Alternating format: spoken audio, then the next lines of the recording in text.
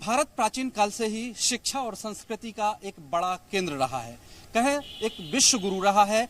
नालंदा, तक्षशिला जैसे विश्वविद्यालय यहाँ हुए हैं जहाँ दुनिया भर से छात्र शिक्षा ग्रहण करने आते थे। वर्तमान दौर में भी भारत को इसी तरह समृद्ध बनाने की कोशिशें लगातार हो रही हैं। इस वक्त हैं हम हरिद्वार में पतंजलि यूनिवर्सिटी में और हमारे साथ हैं योग गुरु बाबा रामदेव। बहुत बहुत स्वागत है रामदेव जी जी न्यूज़ पर। ब्रह्मप्रकाश जी, आपका भी अभिनंदन है। और वो दौर फिर से लाना है कि सारी दुनिया, माने हमारे बच्चों को अब Australia, Canada, UK, USA, Europe न जाना पड़े, वो यहाँ पर आए। और जैसे अतीत में भारत ज्ञान शक्ति में जब प्रथम था, तब वो राज शक्ति में भी, सैन्य शक्ति में भी, अर्थ शक्ति में भी, हर क्षेत्र में विश्व का नेतृत्व किया करता था। आज भारत की पुनः वही भूमिका हो और इसमें हम क्या योगदान दे सकते हैं अच्छे नागरिकों के निर्माण के द्वारा, क्योंकि सब कुछ करना तो अल्टीमेटली इंसान को है। यही मैं ये आपसे एक सवाल पूछना चाह रहा हूँ कि इतना भव्य परिसर आपने मुकाबला किया है आधुनिक यूनिवर्सिटीज से और यहाँ पर वैदिक शिक्षा, तो आखिर योग गुरु बाबा रामदेव का सपना क्या है? क्योंकि योग में तो आपने दुनिया भर में योग का एक योग गुरु बन गए, इसके बाद आप चिकित्सा गुरु बन गए और अब शिक्षा गुरु बनने के लिए क्या सपना देख रहे हैं बाबा रामदेव? देखिए, सपना एक ही है जी। योगमय भारत और योगमय विश्व, और इसके लिए योग्य नागरिकों का, ऐसे ज्ञान संपन्न, शील संपन्न, चरित्र संपन्न, जिनमें अच्छा व्यक्तित्व हो, अच्छा नेतृत्व हो, अच्छा चरित्र हो, ऐसे डिवाइन वर्ल्ड सिटीजन हमें तैयार करने हैं, जो अलग अलग क्षेत्रों में, विधायिका, कार्यपालिका, न्यायपालिका, मीडिया और बिजनेस से लेकर के हर क्षेत्र में, माने वो ऐसे कीर्तिमान बनाए अपने पुरुषार्थ से, अपने पराक्रम और शौर्य से, जिससे कि उनका तो गौरव बढ़े ही, इस भारत का गौरव बढ़े, ये भारत परम वैभवशाली बने। जैसे आज पतंजलि ने अपनी भूमिका निभाई, पतंजलि की तरह 135 करोड़ के इस भारत में मात्र 100 व्यक्ति निकल जाएं, स्वामी रामदेव की तरह, आचार्य बालकृष्ण की तरह। तो आज हमने पतंजलि और रुचि सोया, एक पूरा हमने एक एनसीएलटी की कंपनी थी, उसको भी टेक ओवर किया और 16,000 करोड़ का से ज्यादा का उसका टर्नओवर किया, 10,000 करोड़ से ज्यादा पतंजलि का, 26,000 करोड़ से ज्यादा का हमने एक आर्थिक साम्राज्य खड़ा किया, वो भी अर्थ सारा परमार्थ के लिए। आपसे तो अच्छे लोग जो जिन्होंने IIM अच्छी डिग्री ली है, व्यापार की डिग्री ली है, लेकिन व्यापार गुरु तो आप बन गए, लोग कह रहे हैं। नहीं, अब देखो ब्रह्मप्रकाश जी, अब ऑक्सफोर्ड में, हार्वर्ड में, कैम्ब्रिज में, लंदन के, यूके के जो है बिजनेस स्कूल में पतंजलि की केस स्टडी अभी कुछ जगह तो शुरू हो गई है, कुछ जगह पढ़ाई जा रही। क्यों? ऐसा कीर्तिमान हमारे भारत के नागरिक बना सकते हैं, ये हम विश्वास, ये हौसला देना चाहते हैं और वो हम दे रहे और आगे देंगे भी। और यही पतंजलि विश्वविद्यालय का कार्य है।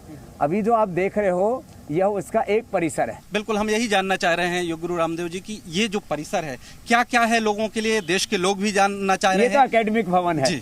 अब इसके अंदर भी जो इनसाइट्स जो है वो थोड़े बहुत विजुअल, हम जितना पॉसिबल होगा इंटरव्यू के दौरान हम कोशिश करेंगे लोगों को देखने को मिले। लेकिन ये एक उसका एक प्रकल्प है जिसको हमने अभी देखा। ये इधर दाहिनी तरफ है, ये इसका ऑडिटोरियम है, और ये ऑडिटोरियम भी ऐसा है वर्ल्ड क्लास, माने इतना बड़ा ऑडिटोरियम किसी यूनिवर्सिटी में नहीं है। अच्छा, ये वाला ऑडिटोरियम, इसकी कैपेसिटी 2,500 से ज्यादा की है और वो भी वर्ल्ड फर्निश्ड। फिर इसके जो एकेडमिक अलग अलग जो प्राच्य विद्या संकाय है, साइंस फैकल्टी, और जो हमारे जो ट्रेडिशनल नॉलेज, हमारा व्याकरण शास्त्र, आयुर्वेद शास्त्र, दर्शन शास्त्र, ये सब हम पढ़ा रहे हैं यहाँ पर। योग में BSc MSc से लेकर के BMS से लेकर के VNYS से लेकर के व्याकरण आचार्य, दर्शन आचार्य, माने ये यहाँ तो ये एक, मैंने कहा एक उसका प्रकल्प है। इसके साथ पतंजलि गुरुकुलम, आचार्य कुलम, पतंजलि वेलनेस, हमारा पतंजलि रिसर्च सेंटर, और अगले साल आपको एक और भव्य दुनिया का दर्शन होगा। जो आपसे एक बात और पतंजलि ग्लोबल यूनिवर्सिटी है ना, उसके भी मैंने जो है कुछ उसके जो सपने हैं उनको हमने कुछ जो है आकार दिया हुआ है।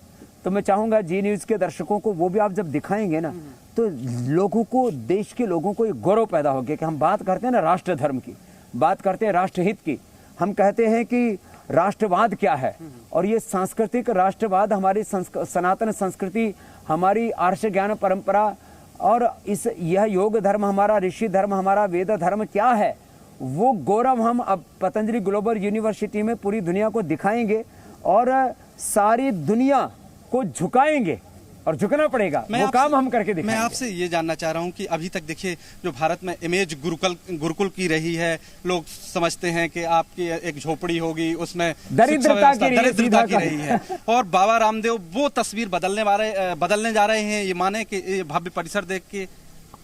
देखिए ये परिसर मैंने कहा ना, उसका एक सिंबल मात्र है। हमने योग को, आयुर्वेद को, नेचुरोपैथी को, सनातन संस्कृति के विभिन्न आयामों को, वेद दर्शन उपनिषदों को, जो अपनी ऋषि परंपरा को जो गौरव दिया ना, मैं आपको एक छोटा सा एग्जाम्पल यहाँ पर एक दिखाता हूँ। मात्र एक छोटा सा एग्जाम्पल होगा जिसको मैं आज आपको अभी दिखाने जा रहा हूँ।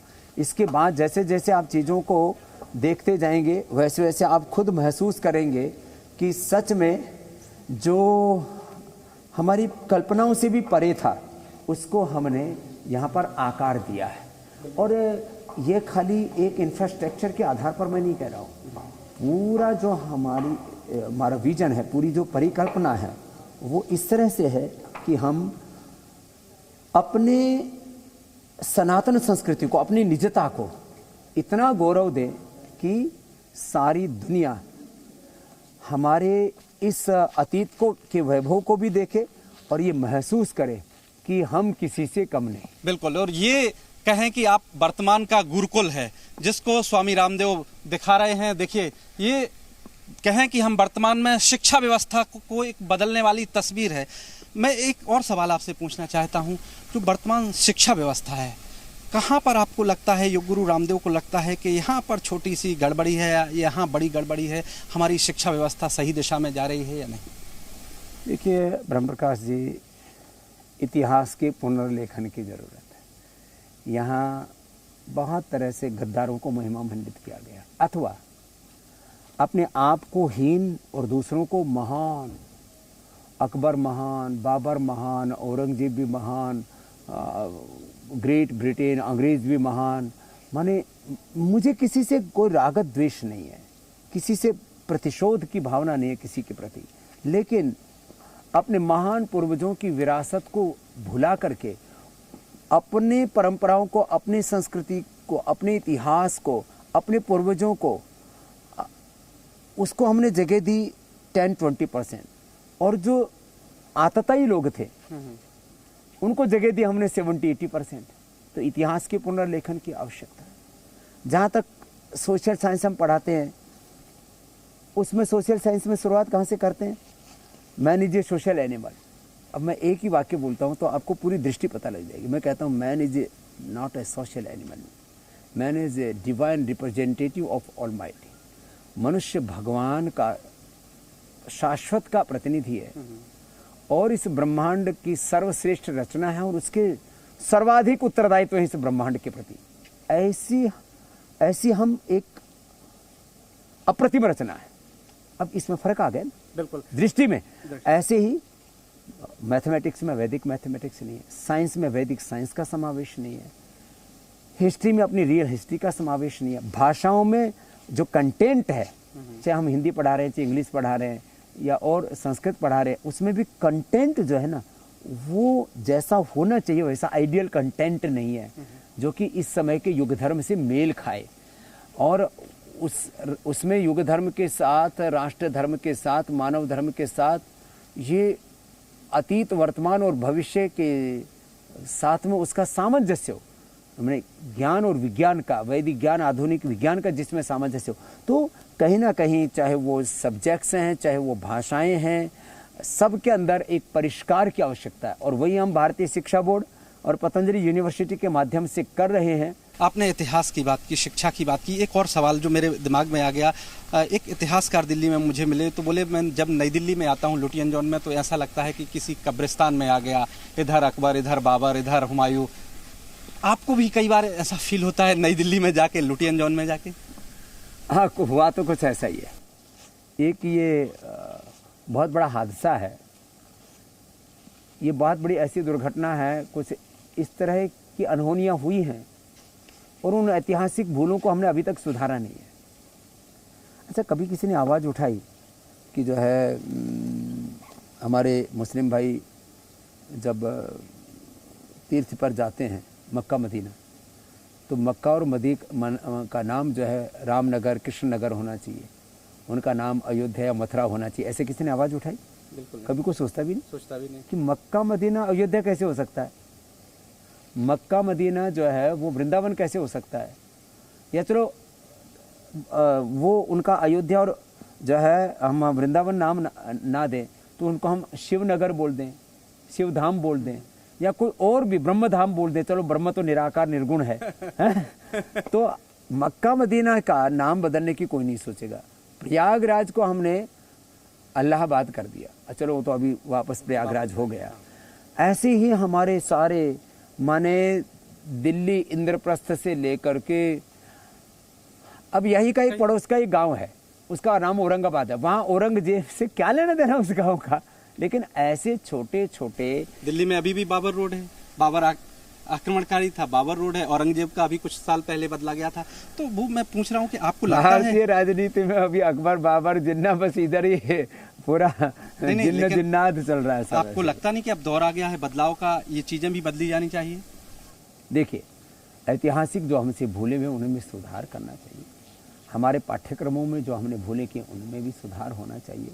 और सबसे बड़ी बात है कि यह जो पूरा एक शिक्षा के साथ साथ, मैं तो सभी सामाजिक जीवन के आयाम हैं उन सभी की बात कर रहा हूँ। जैसे मैं बात करूँ आपको कि चिकित्सा में, अब चिकित्सा में क्या हो रहा है, वो हमको कह रहे हैं वैकल्पिक चिकित्सा। मैं अब एक बात कह देता हूँ तो थोड़ा सा लोगों को मिर्ची लग जाती है या विवाद खड़ा कर देते हैं। मैं कहता हूँ आइए थोड़ी देर आप यहाँ बैठ करके बात कर लीजिए। मैं कहता हूँ कि एलोपैथी की भूमिका है, मैं नकार नहीं रहा हूँ, लेकिन कितनी? सर्जरी और लाइफ सेविंग ड्रग्स 2%, बाकी 98% हमारे पास सॉल्यूशन है।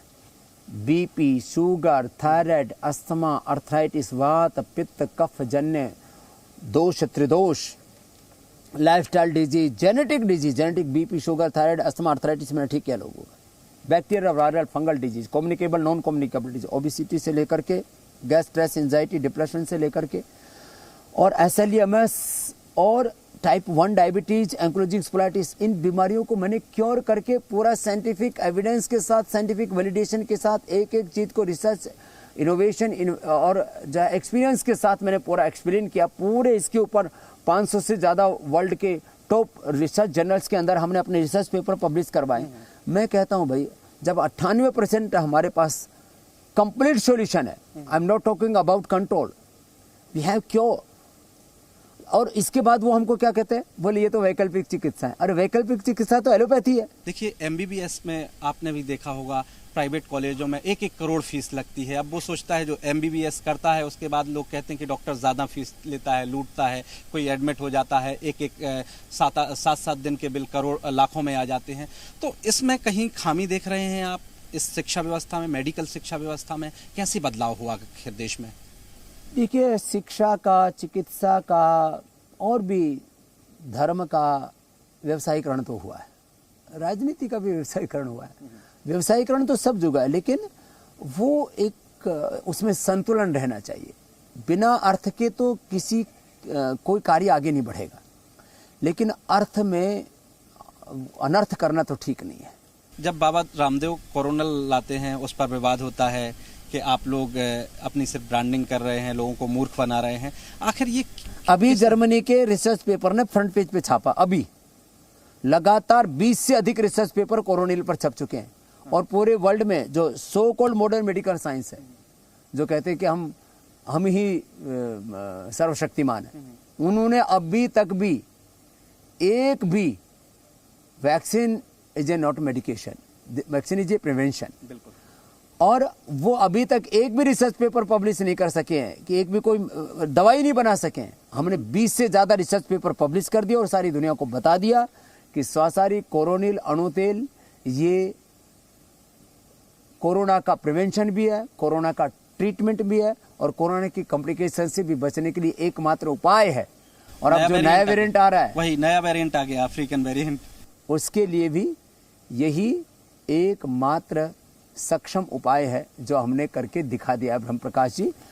लेकिन सब कहते हैं कि बाबा रामदेव राजनीति का मूड भांप जाते हैं, तो यूपी अभी 5 राज्यों में चुनाव है, विधानसभा चुनाव, क्या मूड भांप रहे हैं योग गुरु रामदेव? यूपी में योगी जी और अखिलेश जी का मुकाबला जोरदार है। इसमें बहन जी या ओवैसी या कांग्रेस, वो तो इसके अंदर अभी जो है तीसरे, चौथे, 5वें नंबर पर है। तो मुकाबला बहुत दिलचस्प है। लेकिन मुझे लगता है आप कह रहे हैं 50-50 है मामला, अभी ऐसा कह रहे हैं? अभी कांटे की टक्कर है, संघर्ष है। हाँ। लेकिन कामकाज को आप कैसे आंकते हैं योगी जी के? अब डीप विश्लेषण मत करो। अभी हम आ रहे थे, कल कसौली से लौट रहे थे, सिंघू बॉर्डर अभी भी खाली नहीं हुआ है। लोग कहें 1 साल से लोग, सैकड़ों लोग, हजारों लोग परेशान हो रहे हैं। अब तीनों कृषि कानून वापस करने की घोषणा कर दी है प्रधानमंत्री नरेंद्र मोदी ने। करने नहीं दिए, वो संसद में पहला बिल वही आएगा। मोदी जी ने जो कहा है वो किया भी है, इसलिए वो तीनों बिल वापस ले लेंगे। और मुझे लगता है इसी के साथ किसान आंदोलन का जो मूल मुद्दा था वो पूरा हो जाता है। जैसे जैसे चुनाव नजदीक आते हैं, आपका आशीर्वाद लेने आने लगते हैं राजनेता, योग गुरु किसको आशीर्वाद दे रहे हैं? देखो, मैं न पक्ष में न विपक्ष में, मैं निष्पक्ष हूँ। और हाँ, ये जरूर चाहता हूँ कि राष्ट्र धर्म, राष्ट्रहित सर्वोपरि रहना चाहिए और उसमें एक समन्वयवादी सोच, शोषित, वंचित, दलित, आदिवासी, वनवासी जो मजलूम है उनके साथ, माने चाहे वो लोअर क्लास है, चाहे मिडिल क्लास है, अपर मिडिल क्लास है, भारत तो सबसे मिलकर के बनता है। तो एक साझी संस्कृति, साझी विरासत, साझे विकास और साझीदारी के साथ, सबकी जिम्मेदारी के साथ, वही शब्द मोदी जी ने भी कहे कि सबका साथ, सबका विकास, सबका विश्वास, सबका प्रयास। अब ये तो राजनीतिक नारे हैं, बाकी सबकी साझीदारी और सबकी जिम्मेदारी से देश आगे बढ़ेगा। ब्रह्म प्रकाश, बिल्कुल, बहुत बहुत धन्यवाद। तो ये योग गुरु रामदेव जो कह रहे हैं कि फिर भारत उस दिशा में बढ़ रहा है जब शिक्षा संस्कृति का विश्व गुरु होगा भारत, और उसी दिशा में योग गुरु रामदेव काम कर रहे हैं। Brahm Prakash Dubey, Zee media, Haridwar, Uttarakhand. Presenting B News app, available on Google Play and App Store. Download it now.